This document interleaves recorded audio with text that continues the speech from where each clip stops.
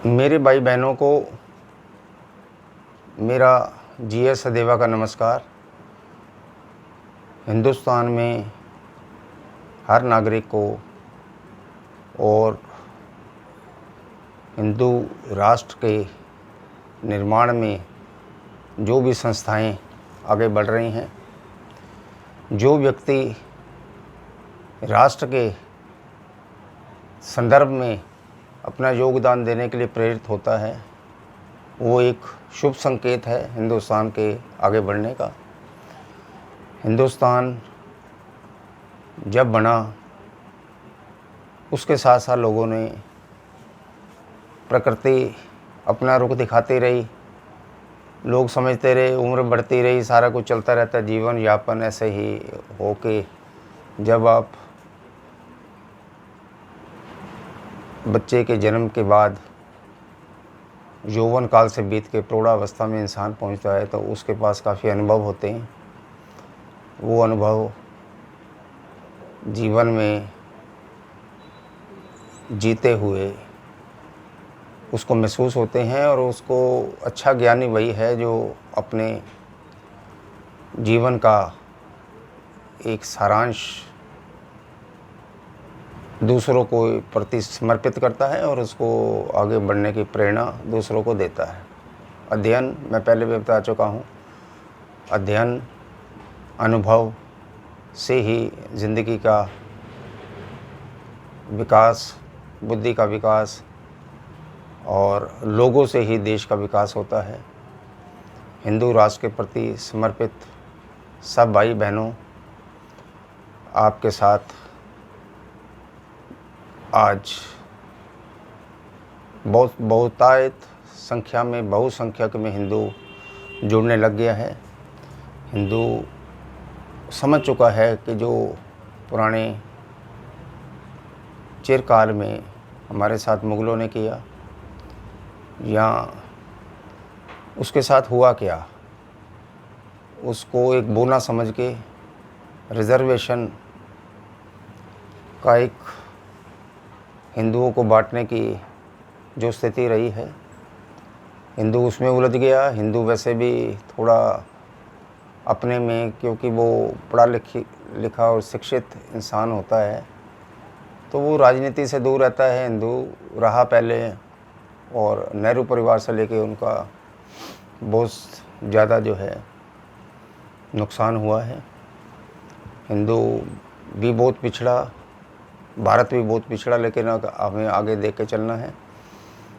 हमें अपने दिमाग को ये नहीं समझना कि हमारे में बहुत दिमाग है। दिमाग जो बुद्धि होती है इंसान में, ये डालने वाली प्रकृति है। और मैं पहले भी बता चुका हूँ कि इस मृत्यु लोक में मानव शरीर अपने कर्म भोगने आता है। ये कर्म भूमि है, युद्ध भूमि है। जीवन से जो इंसान डर जाता है वो ख़त्म हो जाता है। हर परिस्थितियों में लड़ने की आदत होनी चाहिए। हर परिस्थितियों को के सम्मुख खड़ा रहने की, संघर्ष करने की प्रवृत्ति जिस इंसान में होती है वो इंसान कभी ख़त्म नहीं होता। इंसान अगर ख़त्म होता है जब उसका दिल, उसका मन कमज़ोर हो जाता है। कमज़ोर मनुष्य के साथ कभी भी देश तरक्की नहीं कर सकता। सबसे बड़ी चीज़ है आत्मा। जिसकी आत्मा मजबूत होगी, जिस इंसान की आत्मा मजबूत है वो बड़े से बड़ा काम कर लेगा। डर को निकालना है। आचार्य जो पुराने सब बोल गए, जो संत महात्मा हैं, वो हमेशा आत्मा की, प्रकृति की बातें करते हैं। आचार्य चाणक्य ने भी एक बार कहा था, जो उनकी इतिहासकार रहे वो, और उन्होंने ऐसी ऐसी चीज़ें दी हैं जो आज भी, आज के संदर्भ में भी बिल्कुल उपयुक्त बैठती हैं। आचार्य चाणक्य ने कहा था कि जब आपका दिल कमज़ोर है दिल अगर आपका कमज़ोर हो गया, मन में मजबूती आपने पहाड़ की तरह लानी है, मन मजबूत करना है, तभी आप परिस्थितियों का और प्रतिकूल जो चीज़ें अनुभव आपको मिलेंगे उसका सामना आप कर सकेंगे। नहीं तो आप घबरा जाओगे। और इंसान ख़त्म उस समय नहीं होता जब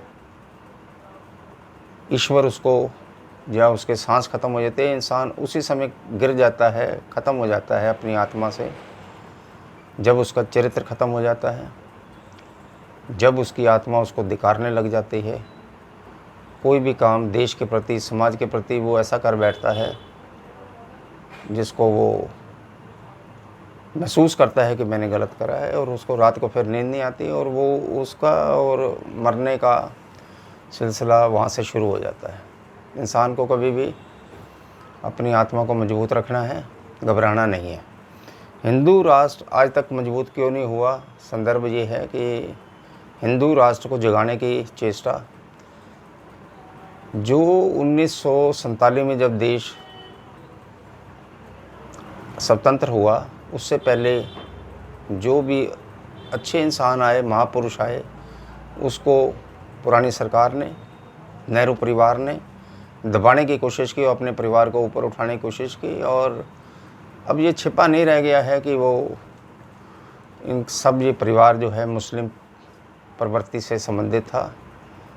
और मैं इन चीज़ों में नहीं आना चाहता कि कौन जवाहरलाल नेहरू ने कितनी शादी करी, क्या करा। जो किया वो एक भूतकाल है। मैं वर्तमान को हमेशा से महत्वपूर्ण मानना चाहिए। आपको भी इसी में सोचना चाहिए कि जो वर्तमान है उसी में इंसान जीता है और उसी में आगे हमें बढ़ना है।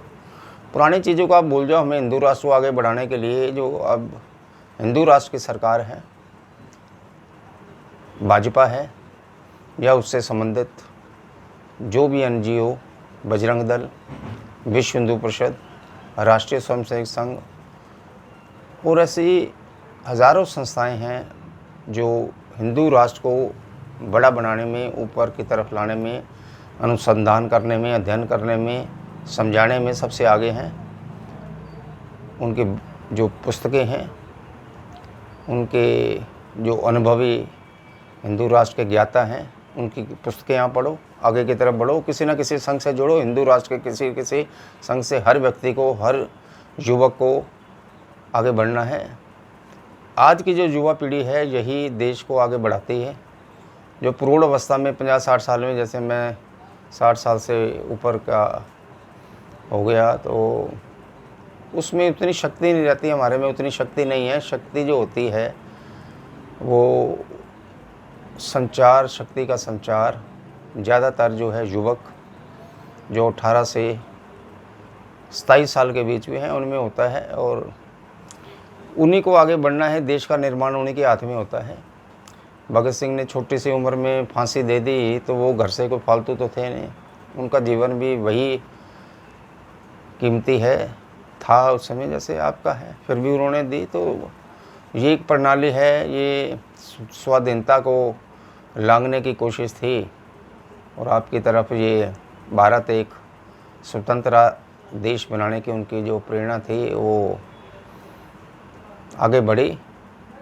फांसी के तख्ते पे भी झूल के वो इंसानों ने, वो जो हमारे स्वतंत्रता सेनानी ने अगर अपनी जान दी तो वो देश के लिए दी थी, परिवार के लिए नहीं दी थी।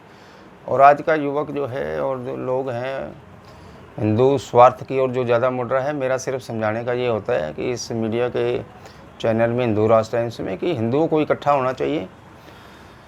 हिंदू जब जब बटेगा तब तक कटेगा।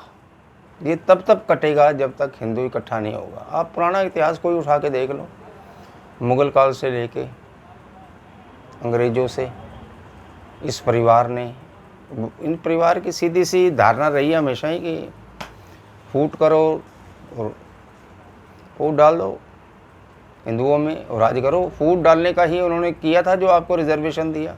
आप रिजर्वेशन में लग गए कि अनुसूचित जातियों को ये है, गुजर को इतना मिलना चाहिए, समुदाय का इतना होना चाहिए, जनजातियां हैं, मध्यम वर्गीय है, यादव है। आप अपने आप को यादव ब्राह्मण, वैश्य, शूद्र कुछ मत समझो। आप सिर्फ ये समझो कि आप सब हिंदू हैं, जो यहाँ पे रह रहा है मुस्लिम के अलावा जो भी है वो सब भाई हैं हमारे, और इन्हीं भाइयों के सहारे जो है ये मुल्क खड़ा है। युवकों के माध्यम से सब चीज़ें चलती हैं। आपने जो भी ये वर्तमान सरकार है जो भी कहती है, आजकल महामारी चल रही है, जो भी कहती है हर परिस्थिति में उनका साथ देना है आपको, और उनकी बात जैसे पत्थर की लकीर होती है। आप ये समझ के चलना कि उनमें अनुभवी आदमी, राजनीति के अलावा भी ऐसे IAS ऑफिसर, अनुभव आदमी, हम कुछ नहीं हो सकते उनके आगे। उनकी सोच काफ़ी ऊंचे होती है, उनका दिमाग बहुत ऊंचे होता है। हमारे दिमाग और उनके दिमाग में बहुत फ़र्क है। तो आप कभी भी अपने आप को बड़ा समझ के ना चलो, उनको बड़ा समझो जो सरकारी पद और इतना बड़ा 130 करोड़ का देश जो संभालते हैं। चाइना से आबादी हमारी कम है, हम सेकंड हैं चाइना में, और वैसे जो है 100 से ऊपर का नंबर है हमारा। अगर विकास की और उसकी बात करी जाए तो नीचे आ जाएगा, ये काफ़ी तक तरक्की करेगा, अर्थव्यवस्था बहुत अच्छी जाएगी। आप आने वाले समय में देखना, ये तो एक संतुलित दायरा होता है कोई चीज़ का। महामारी है, ये एक वक्त पे चली जाती है, हर 100 साल के बाद आती है। 100 साल को भी छोड़ दो, 50 साल में दूजे में, हर साल में महामारी से दूसरे हैं कई तरह के ऐसे बुखार और कई चीज़ें की नई आ जाती हैं, जो आप हमेशा से देखते रहे हो पिछले सालों में भी, और उसमें भी 1 लाख 1.5 लाख आदमी मारा जाता है। तो वो कोई बात नहीं है, उन चीज़ों को अपना देख के चलें। लेकिन उसमें वर्तमान में सिर्फ ये देख के चलना है, जो ये कह रहे हैं वो ठीक है, संयम का पालन करो। Discipline is always a criteria, a key factor for the life. आप हमेशा जीवन में ये देख के चलो कि आपको संयम से पालन करना है। जैसे हमारे आर्मी के जो फौजी हैं वो अपना डिसिप्लिन से वहाँ पे दिन रात, जब आप यहाँ पे सो रहे होते हैं तो उसका आपकी रक्षा कौन कर रहा है वहाँ पे? वो सीमा पे रहने वाला, भूख प्यास, -10 डिग्री टेम्परेचर में वो खड़े हैं। मैं सलूट करता हूँ उनको। आप सबको, फौजियों को एक अहमियत देनी चाहिए। फौजी जो देश की रक्षा करते हैं, डॉक्टर्स जो हमारे हॉस्पिटल्स में और उसमें अपनी जान की बाजी लगा के आज कोरोना महामारी को ख़त्म करने के लिए आगे आ रहे हैं। जान सबको प्यारी है, उसके बावजूद भी वो कर रहे हैं, तो आपको उनका आदर करना चाहिए। जो उनका आदर आज की संदर्भ में नहीं कर रहा है, चाहे कोई भी रेजिडेंशियल कॉलोनी के प्रेसिडेंट या पिछले सुनने में आया उनके रहने में, और वो जो किया है बहुत ज़्यादा गलत है, उसका हमेशा बहिष्कार करो। जागो, हमेशा सोशल मीडिया में पोस्ट डालो अच्छी, जिसमें लोगों को कोई अध्ययन मिले। और बाकी जो बाइकाट करो उन आदमियों का जो आपके रास्ते में आ रहे हैं, बाइकाट करो, अपने आप समझ आ जाएगी। कांग्रेस से है, दूसरी हैं जो आपको नज़र आते हैं मौका प्रस्त पार्टियाँ हैं, बिल्कुल भूल जाओ उनको। मैं तो इस चीज़ को हैरत होकर देखता हूँ कि आज भी समाचार पत्रों में, ठीक है कुछ हमारे मीडिया के जो है लिबरल्स उनसे जुड़े हुए हैं, पुराना उन्होंने पैसा उनसे खा रखा है, ठीक है, हर बंदा वफादारी करता है उससे, लेकिन इसका मतलब ये नहीं कि अपने राष्ट्र को भूल जाना चाहिए, नहीं भूलना चाहिए। NDTV के हैं, दूसरे हैं, रवीश कुमार वगैरह, ये जो सब गलत तरीके से चल रहे हैं, उनको अपनी आत्मा टटोलना चाहिए। वो कर क्या रहे हैं? हिंदू राष्ट्र के, हिंदुओं के, हिंदुस्तान में रह के, जो हिंदुस्तान का खा के इसी मातृभूमि में चल के जो इंसान गद्दारी करेगा, वो गद्दार आदमी की सज़ा मौत है। ऐसे बंदों को जो है सख्त से सख्त सज़ा होनी चाहिए। और आप देख रहे हो कि देशद्रोह के मुकदमे बनने चाहिए। मैं तो हमेशा इस बात से हूँ कि बिल्कुल कानून ऐसे बनने चाहिए, सख्त कानून बनाओ, ये ऐसे चलेगा नहीं। ये लिबरल वो चीज़ें करके आपने सारे हिंदुस्तान का सत्यानाश कर दिया पुरानी सरकारों ने। अब मजबूत बनो। मेरा तो आह्वान हमेशा रहता है, मैं हिंदुओं को हमेशा जगाता हूँ कि ये जो पिछले कानून हैं वो सारे गलत हैं, और जो ठीक भी हैं उनको लागू करो, और जो उनकी क्लासेस में ऐसे ऐसे आर्टिकल्स भरे हुए हैं, मैं तो कई बार कह चुका हूँ, ख़त्म करो उनको, नई चीज़ लाओ। वर्तमान परिस्थितियों के हिसाब से आपको चलना है, या ऐसे चलते रहोगे?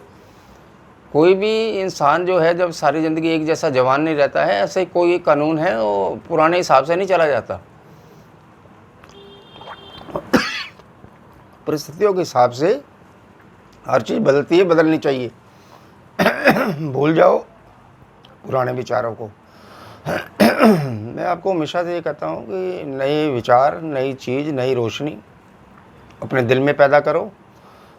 जो कानून गलत है उनको हटाओ, उनकी जगह नए संशोधन, नए बिल लाओ। बड़े अच्छे अनुभवी आदमी बैठे हो हमारी सरकारों में, सिर्फ उनको कुछ नहीं, आप उनका साथ दो बस। आप जब उनका साथ दोगे उनमें हिम्मत पैदा होगी। हर पोस्ट में लिखो हम उनके साथ हैं, मोदी जी के साथ हैं। मैं तो उनको राष्ट्रपिता की पदवी दे दी है। पुरानी जो महात्मा गांधी को राष्ट्रपिता कहा गया, वो तो लादा गया हमारे ऊपर। कोई किसी को अपना बाप समझेगा जब उसके वो काबिल होगा। इसकी चर्चा मैं करूँगा आपको आगे कि राष्ट्रपिता होके जो खाली हिंसा ऐसे नहीं चलती है। कई जगह हिंसात्मक हथियार उठाने पड़ते हैं। अपना म्यांमार में क्या हुआ, बुद्धिस्ट ने हथियार उठाए। बुद्धिस्ट जो है एक अपना कीड़ा नहीं मार सकते, उसके बाद वो हथियार उठा के मुसलमानों को, रोहिंग्या को यहाँ भेज रहे हैं। समझ होनी चाहिए हिंदुओं आपको कि कर क्या रहे हैं ये। हिंदू आपको मजबूत बनना है, राष्ट्र को मजबूत बनाने के लिए आपको होना चाहिए। कई बार क्या है कि खाली बातों से काम नहीं चलता, हथियार उठाने पड़ते हैं। हिंसा किसी चीज़ का रास्ता नहीं है, लेकिन सामने हिंसात्मक आदमी होगा, अगर कोई सामने आपको गोली मारेगा तो कम से कम आप उसको बचाव का रास्ता तो आप बनाओगे ना। मैं इसी संदर्भ में आपको ज्ञान की कोई चीज़ बताता रहता हूँ, आप अच्छे से उनको शेयर करो। हमें हिंदू राष्ट्र को आगे ले जाना है और हिंदू राष्ट्र बनाना है। भारत हिंदू राष्ट्र बनेगा, ये मैं पहले बोल चुका, 2027 से पहले हिंदू राष्ट्र बनेगा यहाँ पे। अब मोदी जी का साथ दो। वर्तमान सरकार सांप्रदायिकता के, धर्मनिरपेक्ष के कुछ पैमानों को मानती है, लेकिन इस सांप्रदायिक सिर्फ एक सांप्रदायिक की, सेकुलरिज्म की बात करके देश नहीं चलते हैं। हिंदुस्तान अपने ढंग से चलेगा और इसका भविष्य बहुत उज्जवल है। जो भी छिपे हुए गद्दार हैं उन्हें निकालना है और उनको कानून के हवाले करके, या जो भी सरकार चाहती है, मेरा उसमें कुछ भी नहीं है, जैसे भी वो चलाना चाहती है चले, लेकिन लोगों को उनका साथ देना है। जय हिंद, जय भारत। इसको जो भी मैं वीडियो देता हूँ हिंदुओं को जगाने के लिए, अध्यापन कार्य करने के लिए, मैं हमेशा से बोलता हूँ इनको आगे ज़्यादा शेयर करो, जिससे कि मेरी आवाज़ आगे तक जाए, सारे लोगों को पहुँचेगी, तब इसका ठीक लाभ मिलेगा, मिलना चाहिए। ओम नमो शिवाय, ओम नमो शिवाय।